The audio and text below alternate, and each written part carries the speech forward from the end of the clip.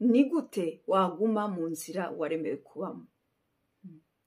Iki ni ikibazo benshi muri twebwe bibaza, kandi hari urwego rw'ubuzima koko umuntu ageramo bikaba ngombwa yuko yibaza ibibazo nk'ibi ngibi.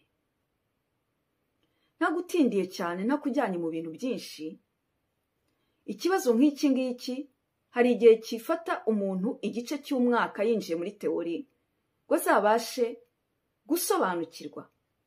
Ariko njyewe nifuje uyu munsi nibuze kuguha ikintu kimwe kizafungura n'ibindi byose bisigaye.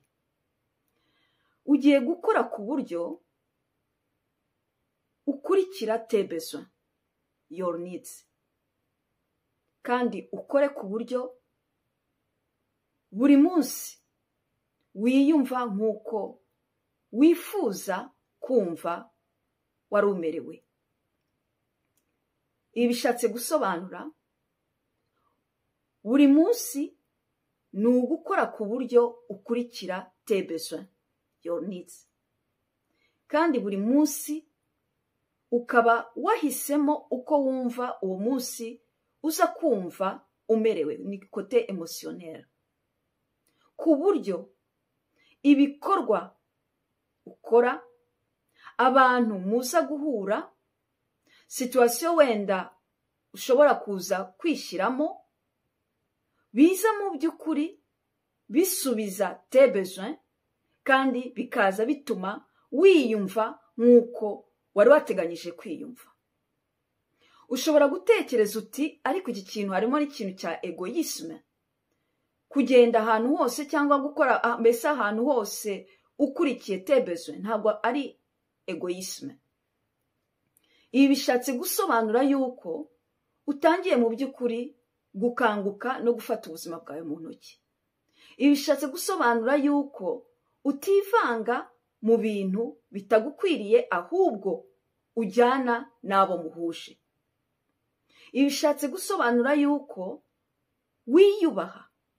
Ibi bishatse gusobanura yuko usigasira agaciro kawe. Ibi bishatse gusobanura yuko usobanukiwe neza aho ushyira imbaraga zawe. Ibi bishatse gusobanura yuko uri umuntu urimo gukura. Ibi ntaho rero bihuriye na egoisme, ahubwo ubu ni ubundi buryo nanone bwo kwikunda n'ubundi buryo bwo kwiyubaha, mu buryo wenda bamwe muri twebwe bashobora kuba badasobanukiye cyangwa batasobanukiwe neza. Kuko ibi ngibi bizakurinda kwisanga muri ya masituwasiyo na bagenzi bawe cyangwa n'abandi bantu bo hanze, aho ugiye uri umuntu rwose nta kintu kibi kikuri mu mutwe, ariko ukisanga muri situwasiyo zapanzwe n'abandi bagenzi bawe zigamije kuzagushyira mu bibazo, cyangwa kuzagushyira mu bibazo byawe bwite, cyangwa kuzashyira famiye yawe yose mu bibazo.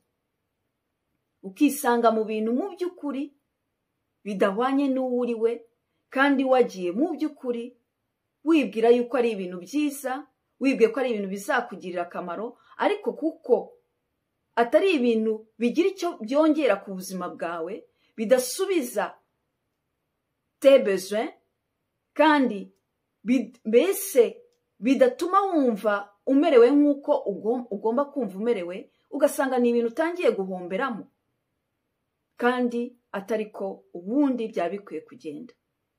Iyo umuntu adakoze muri buno buryo, nibwo umuntu ahubwo yisanga muri le sens contraire, atari kujyana n'ubuzima, ahubwo yafashe ikindi cyerekezo.